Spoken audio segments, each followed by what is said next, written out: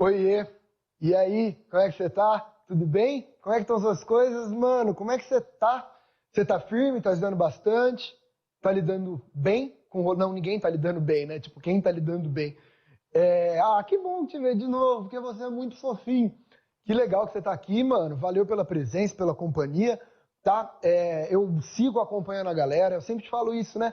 E a galera, tem uma galera tirando dúvida comigo mesmo, mano, em rede social, e tem uma galera indo atrás, trocando ideia, uma galera falando bem, curtindo as aulas, estudando. Eu vejo os stories depois, e a galera me marca, às vezes eu vejo todo mundo lá vendo a aula. Eu tô achando muito massa, velho, muito massa. Vocês estão mandando bem, tá? Eu tô ficando orgulhoso, assim. Vocês são meus alunos, né? Eu já falei isso na outra aula e eu repito, assim, vocês viraram meus alunos.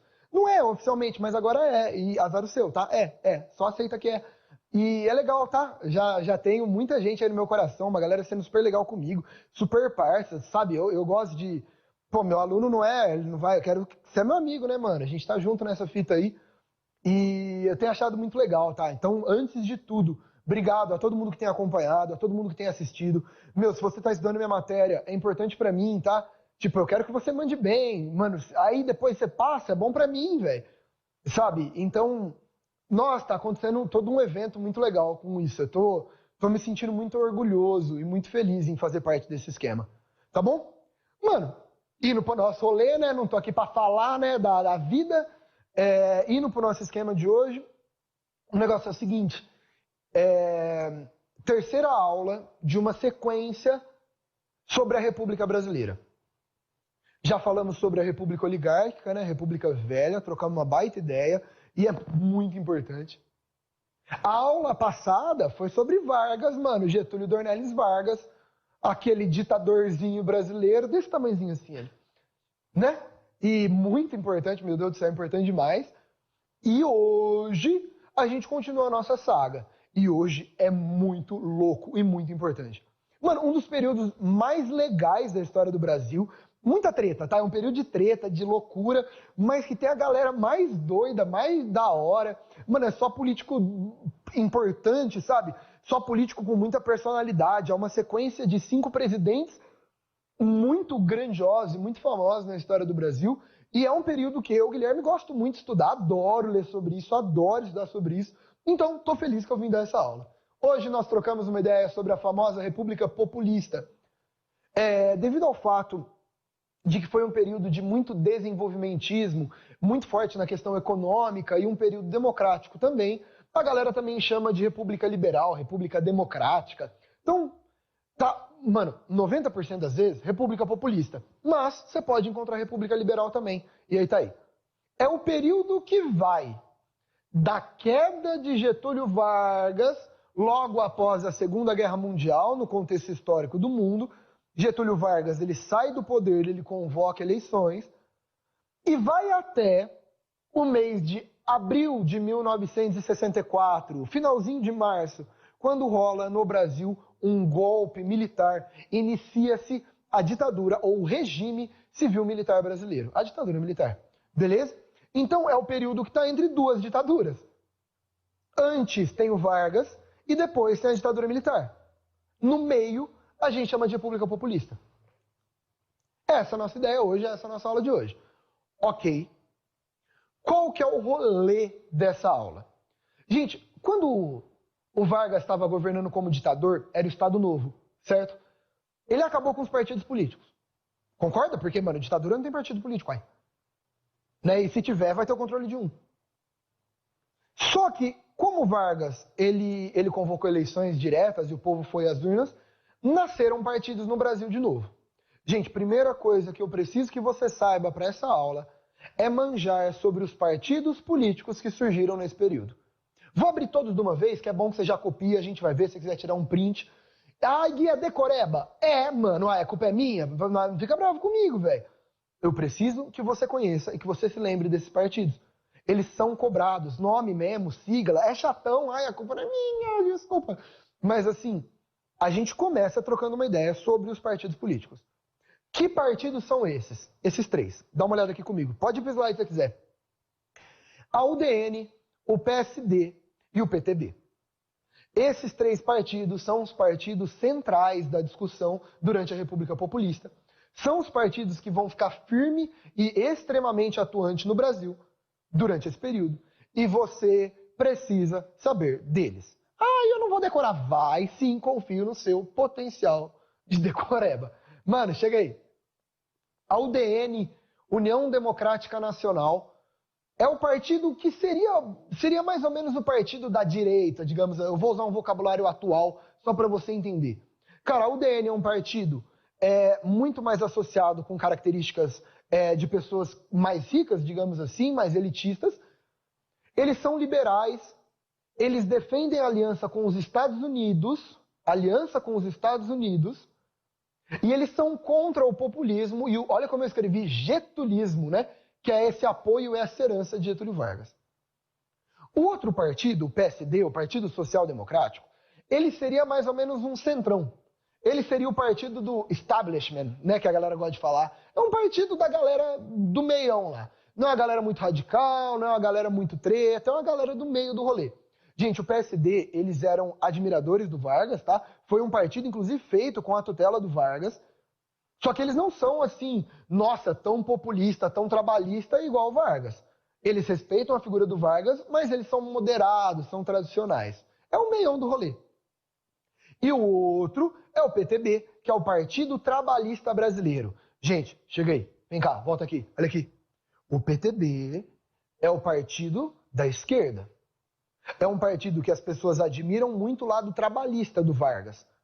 O Vargas, eu vou te contar que quanto mais velho ele fica, mais ele assume esse lado social e trabalhista.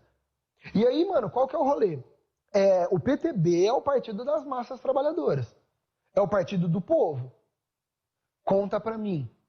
Portanto, nesse período, a treta, vai ser entre quais partidos? Quem que vai se matar? O DN e PTB. Concordou? Esse aqui está no meio, gente. O PSD, ele tem características que se aproximam do PTB. Só que o PSD também tem características que aproximam da UDN. Esses caras aqui, eles não querem rolo. O pau come mesmo aqui. UDN e PTB. Certo? É aqui que você precisa se lembrar. Essa treta aqui. E outra, e mais do que isso, gente, olha aqui pra mim. Mano, nós estamos no contexto internacional da Guerra Fria. Estados Unidos, superpotência, União Soviética, superpotência. E capitalismo e socialismo, comunismo, se matando. Portanto, é um período de muita radicalização e polarização política. Entende o que eu estou te falando? Gente, a UDN não é um partido, nossa, fascistão e meu Deus do céu e tal. Mas muita gente acha que é nesse período. Da mesma forma que o PTB não é um partido comunista, Nossa Senhora União Soviética. Mas nesse contexto muita gente enxerga desse jeito. Olha pra mim. Em períodos de polarização política, basta você ser um pouquinho para ser considerado muito. Sacou? Entende? Mano, então os ânimos brasileiros estão à flor da pele. A gente vai falar muito de presidente que se aliou aos Estados Unidos, presidente que vai ter relação com a União Soviética, mano, e golpe de Estado, mano, é um período muito louco, porque é um período polarizado. Foi? Tudo bem? Ok, vamos lá. Agora eu passo pelos 5 presidentes, beleza? Eurico Gaspar Dutra, eu vou fazer uma questão inclusive antes, mas Eurico Gaspar Dutra, depois eu te conto sobre a volta de Getúlio Vargas, depois Juscelino Kubitschek, depois Jânio Quadros e depois João Goulart, o Jango. A gente fala sobre esses caras e é a minha aula de hoje. Eu te aviso onde é mais importante e onde é menos importante. Confia, confia. Enem 2018, vamos pro slide, mano, dá uma olhada. Enem 2018, 2 anos atrás, né? O Enem 2018 cobrou algumas características e colocou 2 textos.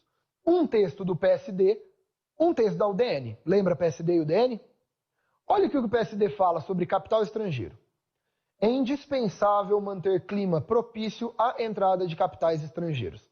A manutenção desse clima recomenda a adoção de normas disciplinadoras dos investimentos e suas rendas, visando reter no país a maior parcela possível dos lucros aferidos. Então, o PSD fala que é muito importante capital estrangeiro. mas sempre muito bem controlado. Ao passo que a UDN, falando sobre capital, fala: apelar para o capital estrangeiro necessário para os empreendimentos da reconstrução nacional e, sobretudo, para o aproveitamento das nossas reservas inexploradas, dando-lhe um tratamento equitativo e liberdade para a saída de juros. Vem cá, cheguei, volta aqui, olha para mim, olha para mim. Você concorda comigo que, apesar de uma diferença ou outra, os dois partidos defendem o capital estrangeiro no Brasil? Você concordou? O PSD fala assim, não, ó, tem que entrar capital estrangeiro, mas tem que tomar cuidado. E a UDN fala, mano, tem que entrar capital estrangeiro e, nossa, capital estrangeiro. Mas os dois são a favor do capital estrangeiro. Vai pro slide. Considerando as décadas de 1950 e 60 no Brasil, os trechos dos programas do PSD e UDN convergiam, gente, converger, concordar, ir ao mesmo ponto, né? Divergir, afastar. Convergir, ir ao mesmo ponto. Então, eles concordam sobre a defesa do quê? Zero problema. Capital estrangeiro. Galera, autonomia de atuação de multinacional, o PSD é meio contrário a isso aí, ó. Ou descentralização da cobrança tributária, ninguém falou sobre isso. Flexibilização das reservas cambiais também não é o tema do texto. A questão é capital estrangeiro. Ou liberdade de remessas de ganhos. Não, olha que louco. Não é que isso está errado ou está certo, mas o texto não está falando disso. Enem. E captação de recursos do exterior, o capital estrangeiro. Beleza? Oh, chega aí, vem cá. Eu nem comecei a minha aula e eu já estou te dando uma questão. Esse período cai demais. Nem comecei. Já está feita uma questão aqui. E Enem ultra recente, né, mano? Oh, meu Deus, era para eu voltar. Ultra recente, a gente está falando de 2018. Beleza? Sus? Tudo bem? Me entendeu? Ok? A questão dos recursos do exterior? Vamos lá, então. Eurico Gaspar Dutra. Olha para mim. Eurico Gaspar Dutra foi colocado no poder logo após a saída de Vargas. Ele foi eleito. Ele governou de 46 a 51. Muito criticado, tá? Já vi muito historiador, mano, metendo pau nele. A galera fala que foi um governo verdadeiramente ruim. O plano econômico dele, o plano SALT, deu erradaço. Erradaço. E o mais importante, olha pra mim. Confia em mim. Dutra nunca caiu no Enem. Nunca. De forma direta? Nunca. Então, beleza, vou deixar de falar sobre ele? Não. Mas eu quero falar sobre ele para você entender o período, para você entender o rolê. Mas não se preocupa, mano, em manjar demais pro Enem de Dutra. Gente, Eurico Gaspar Dutra, ele foi responsável pela promulgação de uma nova Constituição, beleza? Que foi feito com uma equipe gigante, numa Constituinte. Gente, o Dutra foi uma figura muito importante, porque ele foi eleito democraticamente e ele governou o mandato inteiro. Então, pô, legal, né? Tipo, o cara foi eleito democraticamente. Gente, isso no Brasil é tão difícil, né? A nossa história é tão triste, tão instável. Então, beleza, ele foi eleito democraticamente depois do Getúlio Vargas, que o Vargas cai, né? Foi eleito, legal demais, mano, e vai governar. Marca do governo dele. No contexto da Guerra Fria, ele vai se alinhar, ele vai ser aliado e alinhado, entende os dois termos, aos Estados Unidos. Portanto, o Brasil abraça oficialmente o bloco capitalista da Guerra Fria. Beleza? Então ocorre alinhamento do governo aos Estados Unidos, governo brasileiro, aos Estados Unidos no contexto da Guerra Fria. Gente, saca só. Isso explica por que o Dutra não vai ter muitas oposições. Gente, uma máxima desse período é, mano, se você é governado com apoio dos Estados Unidos, vai tranquilo que você vai governar. Se você bate de frente com os caras, você cai. Os Estados Unidos estavam numa época que estava implantando, mano, golpe na América Latina inteira. Já ouviu falar da doutrina Truman? O presidente Truman, nessa época, veio para o Brasil. Então, assim, a marca do período, a marca do Dutra é que, mano, nesse momento o Brasil é um país alinhado aos Estados Unidos. Ele governa sem nenhum problema. Acontece, olha pra mim agora, que o Dutra saiu do governo, terminou o governo dele democraticamente e teve eleição. Aí, mano, você vai me perguntar assim, beleza, teve eleição, legal, quem que ganhou? Getúlio Dornelles Vargas. Olha esse ditador safado. Mano, o cara, olha que louco. O Vargas governa quase 16 anos, era Vargas, aí ele sai, é o Dutra. Tem eleição de novo, ele se candidata, ganha de novo, desgraçado. Amado pela população brasileira. Volta nos braços do povo. Soube fazer a dele, né? Todos os métodos e os meios de propaganda característicos de um governo ditatorial, soube, né? Mano, o cara volta pro poder, velho. 15 anos de ditador, termina, tem eleição, é eleito de novo. O cara é amado ou não? Manja? Gente, Getúlio Vargas, no seu segundo governo, isso é bem importante, tá? Agora sim, é um governo extremamente populista. Agora é o populismo puro do Vargas. Gente, a noção de nacionalismo, de trabalhismo, a ideia, mano, de ser um governo totalmente aliado às massas populares, de bater de frente com os grandes empresários, agora é muito populista. Na era Vargas, ele já tem as características, sempre teve. Mas isso é populista demais. Gente, lembrando que agora não é o Vargas novinho, ditadorzão com sangue no olho. Agora é o Vargas velhinho. Ai, velhinho fofinho. Oi, Varguinhas. Entendeu? Então, ele mudou o semblante, digamos assim. Gente, a marca do segundo governo do Vargas... Ah, só pra eu te falar, isso é importante, viu? Mano, pra quem... Como que eu te falo?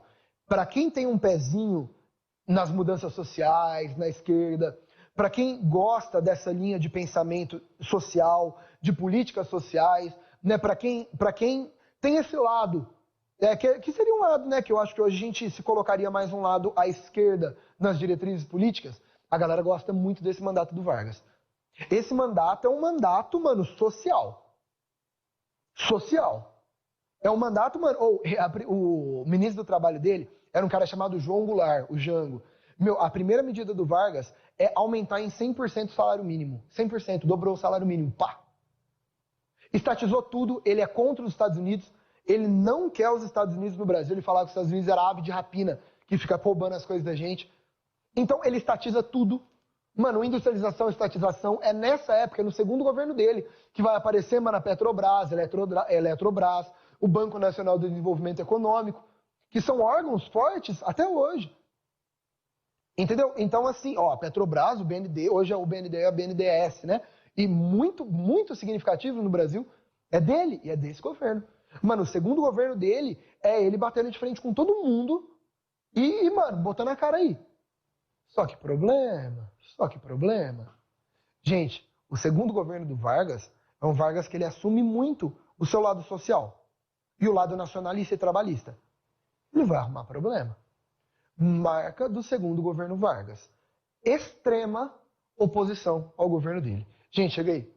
Num clima de Guerra Fria, num clima, mano, que qualquer medida social a galera já taxava de comunismo, mano, olha o que ele tá fazendo.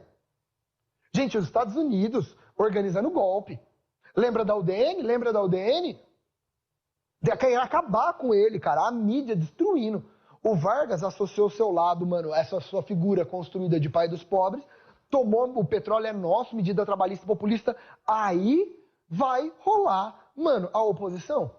Setores conservadores, setores católicos, mano, setores elitistas, latifundiários, a galera odiava mais do que nunca o Vargas. Gente, o Vargas começou a ser acusado de muita coisa, começou a ter muita oposição. E aí entra uma figura importante na aula de hoje, Carlos Lacerda. Dá uma olhada nesse cara aqui. Gente, Carlos Lacerda, ele é um jornalista e político da UDN. Lembra da UDN? Ele foi o cara que fez o maior regaço durante esse período. Mano, se pá, a figura mais importante do período. Vem, chega aí. Cara, o Carlos Lacerda, ele é um jornalista que odiava o Getúlio, o Vargas, né? E todo mundo que vem dele. E esse cara ia todo dia no rádio destruir essa galera. Ele foi um opositor ferrenho, figura importante. Gente, o Carlos Lacerda, ele sofreu um atentado, certo? Ele morava num apartamento na rua Toneleiros, em Copacabana, no Rio de Janeiro, e ele sofreu uma tentativa de assassinato, tentaram matar ele. E descobriram que o cara que tentou matar ele tinha ligação com Vargas, tinha ligação com segurança do Vargas. Não demorou muito para acusarem o Vargas de tentar matar esse cara. Entendeu? O Vargas nunca assumiu e o Vargas falou que nunca fez isso. E tem gente que acredita e gente que não acredita. Eu não vou entrar nessa briga. Foi o famoso atentado da Rua Toneleiros, né? Foi em 6 de agosto de 54. Cara, depois disso começou uma super treta com o Vargas. Cara, oposição e acusação e a galera... Nossa, o governo do Vargas estava complicado e o Vargas estava começando a cair. Gente, muitos golpes contra o Vargas foram organizados no Brasil. Foi aí que o Vargas encontrou uma solução. Uma solução do ponto de vista político brilhante, mas uma tragédia. Uma tragédia. O Vargas sabia que se ele sofresse golpe, um golpe, ele saía mal. E ele sabia que se ele renunciasse, ele saía mal. Foi aí que no dia 24 de agosto de 1954, Getúlio Vargas, no Palácio do Catete, no Rio de Janeiro, dentro do seu quarto, pegou uma arma e deu um tiro no coração. Getúlio Vargas comete suicídio, deixa uma carta, um dos documentos históricos mais famosos da história do Brasil, e o Vargas escreve na carta: saio da vida para entrar para a história. Gente, olha para mim. Você não pode entender que o suicídio do Vargas foi um ato pessoal. Não era ele que estava triste, deprimido. Foi um ato político. Ele falou, mano, como que eu saio bem? A solução encontrada por ele foi essa. Uma solução trágica, uma solução horrorosa, né? Um negócio, cara, das coisas que a gente mais tenta combater na história, né? Que é uma das coisas mais sérias possíveis. O Vargas saiu nessa. Cara, quando foi anunciado que o Vargas cometeu suicídio e soltaram a carta dele, a população chorou. Você entende como foi inteligente? Porque, mano, ele ia sair mal de qualquer jeito. Agora ele saiu, mano, como uma grande vítima do sistema. Ó, eu não sei, não tem como saber, né? Porque a gente não tem como falar do que não aconteceu. Mas o que a galera sempre fala é que o suicídio do Vargas, ele adiou um golpe militar por 10 anos.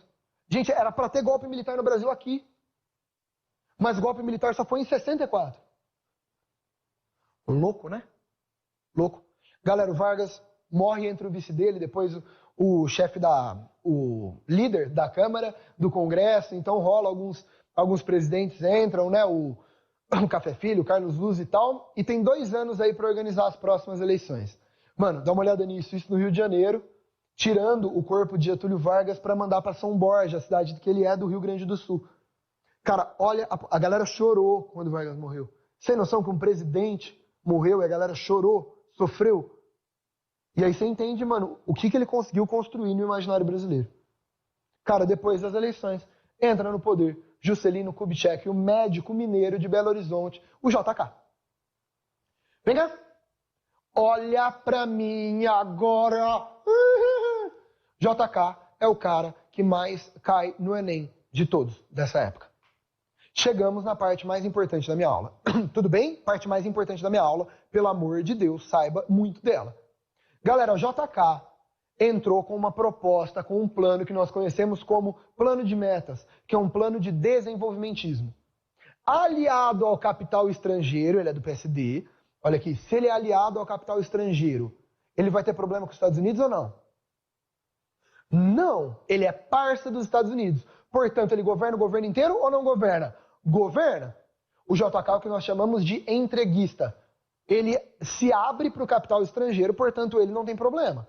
Desenvolvimentismo. Algumas pessoas chamam de nacional desenvolvimentismo. Então, ele quer desenvolver o Brasil, mas é com capital exterior. Sacou? Olha para mim, o Vargas bate de frente com os Estados Unidos, oposição. JK é o contrário. O JK é um admirador do Vargas. Ele ama o Vargas, mas ele tem uma política diferente. A base do governo dele foi chamado de 50 anos em 5. Mano, a ideia do JK é desenvolver no sentido econômico muito forte o Brasil. Inclusive, de todos os planos que ele tinha um que era a síntese, o plano mais importante de todos. Construir uma nova capital para o nosso país. A meta síntese do rolê inteiro seria a construção de Brasília. Uma nova capital. Gente, o Rio de Janeiro é a capital do Brasil, mano, desde o Pombal, final da colônia. Então, tipo, beleza, né? Já tá na hora de interiorizar o Brasil. Então, ele foi lá na região do Goiás, né? A região de Goiás, e ele criou uma nova capital lá, o Distrito Federal, a cidade de Brasília. É durante o governo dele, chefiado pelo gigantesco, né, arquiteto brasileiro Oscar Niemeyer, que Brasília é construída nesse período. Ok? Agora, tudo bem? Agora vem a parte louca. Mano, volta aqui, olha pra mim. Olha muito pra mim agora. Olha, você tá olhando pra mim? Você jura que você tá olhando pra mim? Mano, se eu ficar sabendo que você tá colocando a minha aula aí, você tá dando uma dormidinha. Nossa, mano, eu acabo com a sua vida. Eu vou aí na sua casa te acordar. Gente, olha pra mim, porque o que eu vou te falar agora cai todo ano e é muito importante. Tá olhando? Jura? Jura? Presta atenção. JK faz um gigantesco desenvolvimento econômico no Brasil. Traz carro, televisão, sabe esses bens de produção, né? Bens de utilização. Nossa Senhora, desenvolve demais. Mas esse desenvolvimento é extremamente focado para quem já tem alguma condição. Conta pra mim, gente que tá passando fome, compra carro. A televisão chegou no Brasil aqui, viu? Aqui os carros importados, a televisão. O Brasil vai ser infestado de produtos americanos, multinacionais e pá. Quem tá passando fome? Precisa de carro? Isso é muito importante. Você tem que lembrar dessa contradição do JK. Abriu o capital? Abriu. Veio muito produto? Veio. Enriqueceu? Enriqueceu. A galera que passa fome continua passando fome. O JK não faz um governo com viés social. Isso é extremamente importante. Desenvolvimento econômico e ampliação da desigualdade social. Entendeu? Desenvolve de um lado, mas aumenta a desigualdade do outro. E mais do que social, espacial. Porque é um desenvolvimento que rola forte, mano, no sul e sudeste. E o norte e nordeste é esquecido. Entendeu? Cara, isso é muito importante. Vamos fazer questão, dá uma olhada. Cheguei, vai pro slide. Congresso, vou te mostrar algumas fotos e a gente faz questão. Olha o Congresso Nacional em Construção, que legal. A sede do Legislativo Brasileiro. Ó, o Palácio da Alvorada, né? O Palácio do Planalto. Em construção. Dá pra ver, né? Até hoje a gente consegue ver muito bem essa organização arquitetônica. É muito bonito, né? Muito bonito. Não conheço Brasília, inclusive. Morro de vontade de conhecer. Preciso, né? Eu, como historiador, eu sou obrigado a conhecer. Juro que logo que possível eu visito Brasília. Tenho muita vontade de conhecer. Dá uma olhada aqui comigo. Mano, ó, lá no fundo é o Palácio da Alvorada, concorda comigo? Certo? Dá pra ver, né? Estamos em Brasília. Estamos em Brasília e um carrão bonitão, chicoso na frente. Novo toque de elegância na moderna paisagem brasileira. Gente, conta pra mim. Qual que é o problema disso? Carrão, aê, Brasília, o cara que tá passando fome. Cara, no interior nordestino, nas regiões marginalizadas. Cara, nas regiões pobres, seja do estado de São Paulo. O JK fez alguma coisa para essa pessoa? Não. No anúncio há referências a algumas das transformações ocorridas no Brasil nos anos 50 e 60, ok? No entanto, tais referências omitem transformações que impactaram segmentos da população, como exaltação da... O que está omitindo aí? Exaltação da tradição colonial? Não. Redução da influência estrangeira? Não, aumentou. Mano, ampliação da imigração internacional? Não, nem falamos disso. Ó, intensificação da desigualdade regional. É a D. Concorda comigo? Por quê? Porque, mano, enquanto algumas regiões vão receber esses produtos e tal, o resto do Brasil vai ser esquecido. Desigualdade social, desigualdade espacial, desigualdade regional. Certo? Olha essa outra questão. Cara, essa é muito boa. É nem 2013.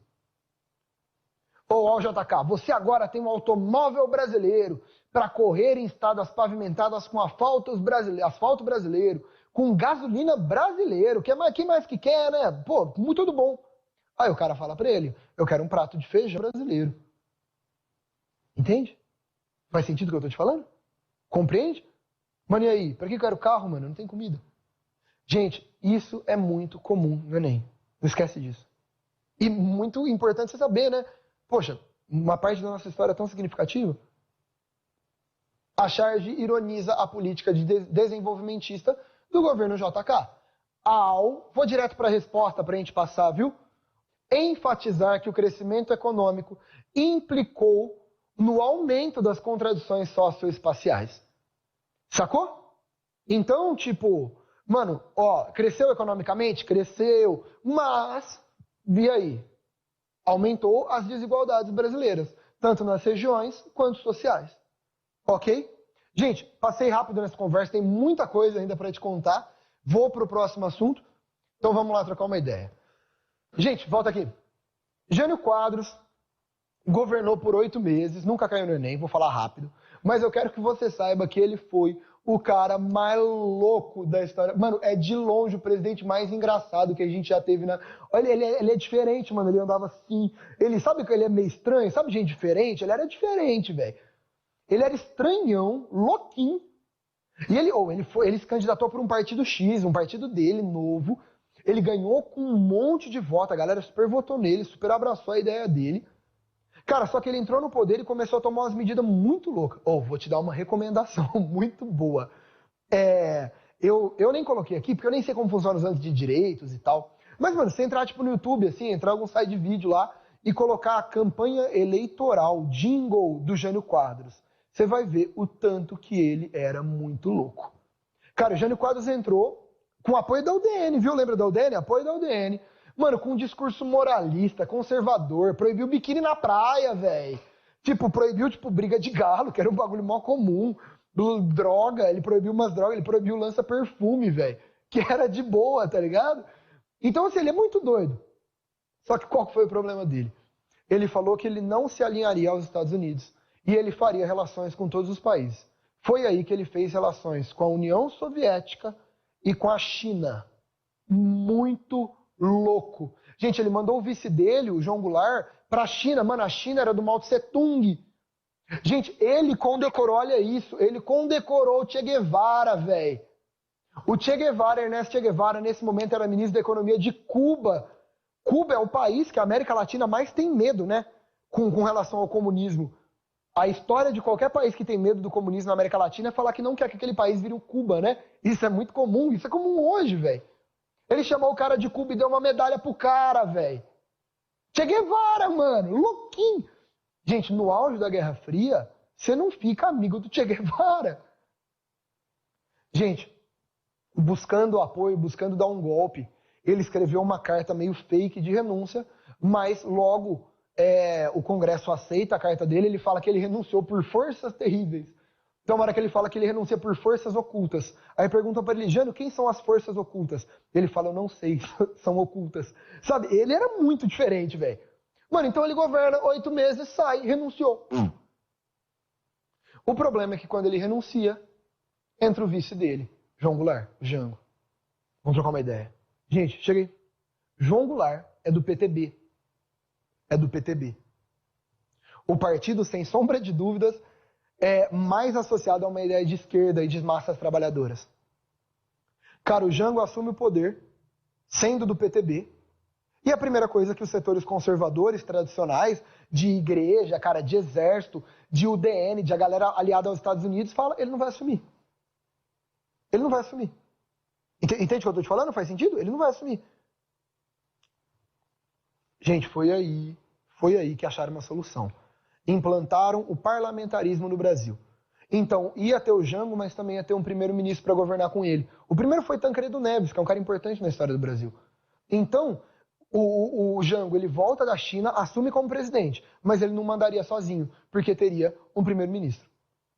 Foi um único caso da história da República Brasileira que teve um primeiro-ministro, que teve parlamento. E qual que era a ideia? Mano, o Jango, ele era filho, assim, cria do Vargas. Ele era Vargas escrito, mano. Ele foi ministro do Trabalho do Vargas. Então, coloca o parlamentarismo para ele não ter plenos poderes. Gente, entre 61 e 63, o Jango governou controladinho, ele não podia fazer muita coisa. Depois de um plebiscito, em 63, ele voltou, acabou o parlamento, e aí sim ele pôde fazer o governo dele. Então, ó que louco. O parlamentarismo foi implantado. Ele fez alguma coisa? Não, ficou quietão porque tinha um primeiro-ministro. Só que em 63 acaba o parlamentarismo e aí sim o Jango pode botar as asinhas de fora. Vem cá. João Goulart, quando ele assume de fato como presidente, sem primeiro-ministro, tendo poder, a primeira coisa que ele anuncia é um plano econômico chamado Plano Trienal, feito por um grande economista brasileiro chamado Celso Furtado, e ele cria reformas de base. Essas reformas de base, galera, são reformas, olha para mim, são reformas trabalhistas, educacionais, sociais e agrárias. A ideia era fazer uma reforma agrária no Brasil e acabar com as terras improdutivas nas mãos dos grandes latifundiários. Gente, você concorda que os grandes latifundiários ficaram loucos? O que passaram a apoiar? Qualquer coisa que acabe com isso. Jango foi taxado de comunista, ele não era, tá bom? Tanto é que muitas das medidas dele estão hoje na nossa Constituição, mas naquele contexto ele foi taxado de comunista, foi visto como comunista e quiseram fazer de tudo para acabar com o governo dele. E o Jango bateu de frente. Galera, tem alguns casos muito famosos, tá? Talvez um dos mais famosos, no dia 13 de março de 1964, o comício da Central do Brasil. Mano, o Jango, ele foi no Rio de Janeiro, na frente da Central do Brasil, e fez um discurso para dezenas de milhares de pessoas, anunciando as reformas e falando que ia fazer toda essa mudança no Brasil. Mano, nós, setores católicos, é sempre essa galera, tá? Os católicos, os militares, a direita, a galera aliada aos Estados Unidos. Mano, eles ficaram doido, porque na visão deles é isso, o Brasil estava se transformando num país comunista. Galera, desculpa, a minha visão, historiador, quando eu venho aqui falar, eu não falo do nada não, eu estudo muito. A minha visão como historiador, em cima de uma historiografia, o Brasil não ia virar um país comunista. Não ia, tá? Não ia mesmo. Eu tô te falando isso depois de ler, depois de estudar muito, não ia. Mas, de novo, eu falei isso em Vargas e falo agora, o medo do comunismo é muito utilizado para implantar ditaduras no Brasil. Uma semana depois, aconteceu uma das maiores manifestações conservadoras e tradicionais da história do Brasil. A Marcha da Família com Deus pela Liberdade. Esse nome é demais, é a família com Deus. Mano, você já ouviu o termo, né? Família tradicional brasileira. Né? Cara, foi uma marcha que teve a presença de setores conservadores tradicionais e de direita no Brasil, pedindo intervenção militar. A maioria das pessoas eram pessoas mais velhas e são dados. Na Marcha da Família com Deus tinham muitas pessoas mais velhas que não aceitavam essas mudanças que vinham ocorrendo. Cara, muitas bandeiras falando, pedindo governo cristão, falando que o Brasil não podia virar uma Cuba. Isso é um discurso comum, né? Que a gente já ouviu e falava-se também. E pessoas pedindo, pelo amor de Deus, para que os militares tomassem o poder e acabassem com isso. Começou em Juiz de Fora, saiu um pelotão de lá marchando até o Rio de Janeiro, até Brasília, lembrando, né, agora a gente está na cidade de Brasília, que é a capital. Saiu também de São Paulo, saiu do Rio de Janeiro. O Rio Grande do Sul até tentou, tinha um governador muito importante na história do Brasil, chamado Leonel Brizola. Rio Grande do Sul até tentou fazer uma oposição, não conseguiu. O Jango, fugindo dessa situação, porque os militares iam pegar ele, ele se exila no Uruguai, depois o Brizola, do Rio Grande do Sul, também vai para lá. E, na madrugada do dia 31 de março para o dia 1º de abril de 1964, o cargo da presidência foi considerado vago, e os militares assumiram o poder. Em 1964, começa a ditadura militar brasileira, que dura 21 anos e vai até 1985. Questões, vamos lá? Nossa, deu meu tempo agora, né? Eu vou fazer 2 questões, não vou deixar de fazer questão, mas eu vou até dar uma acelerada, porque senão estoura o tempo, a galera me xinga. Viu? Nossa senhora, eu tenho até medo. Vai pro slide, vem comigo, chega aí. Em meio às turbulências vividas na primeira metade dos anos 60, é isso, né? A questão do golpe, e do Jânio, e do Jango, tinha essa impressão de que as tendências de esquerda estavam se fortalecendo na área cultural. O Centro Popular de Cultura, da União Nacional dos Estudantes, da UNE, né? Encenava peças de teatro que faziam agitação e propaganda em favor da luta pelas reformas de base e satirizavam o imperialismo e seus aliados internos. Gente, volta aqui, vem cá, olha para mim. O que está acontecendo é que tudo que é de esquerda, tudo que defende reforma de base, reforma agrária, vai ser visto como comunista. Não que necessariamente fosse, mas no contexto é enxergado como. Vai para o slide. Ou, no início da década de 60, enquanto vários setores da esquerda brasileira consideravam que o CPC, né, da UNE, né, a questão da cultura da UNE, era uma importante forma de conscientização das classes trabalhadoras, então a galera da esquerda curtia. Mas os setores conservadores e de direita, né, mano, Igreja Católica, grandes empresários, a UDN, entendiam que esta organização era o quê? Mano, constituía mais uma ameaça para a democracia brasileira ao difundir a ideologia comunista. Entendeu? Cheguei, vem cá, vem cá. Olha aqui, olha pra mim. A galera da esquerda enxerga isso como reforma de base, como coisas necessárias para melhorar o Brasil. Mas a galera da direita enxerga isso como comunista. Portanto, golpe militar para acabar com essa ameaça. Entende a diferença de visão sobre a mesma coisa? Tudo bem? Tranquilo? Sacou? Isso é muito importante. A gente ainda conversa muito sobre isso, a gente vai entrar num período tão complicado da história brasileira, um período tão sério da história do Brasil, e a gente vai conversando. Presta atenção, termino. Não esquece de contar comigo. Vai me falando, mano, a galera tá tirando dúvidas. Pode tirar dúvida também, tá? Mano, a galera tá me perguntando, tipo, em rede social, a galera manda por direct, Insta, né? É Guilherme.Freitas com 2 S. Ou tira dúvida. Eu vou postar depois os slides, eu posto lista de exercício, eu te passo o meu drive. Você é meu aluno, mano, se vira. Então, tudo que eu tenho que vai para qualquer aluno meu, vai para você também. Que agora você é meu aluno. Conta comigo. E a gente tá muito, muito, muito junto. Porque é um prazer muito grande estar aqui com vocês. A gente se vê em breve. Conta comigo, não fica com dúvida. E é nóis. É sempre um prazer, sempre um prazer. Eu gosto demais de estar aqui. Ai, bonitinhos. Beijo, gente. Beijo, obrigado. Tchau, tchau. Beijo.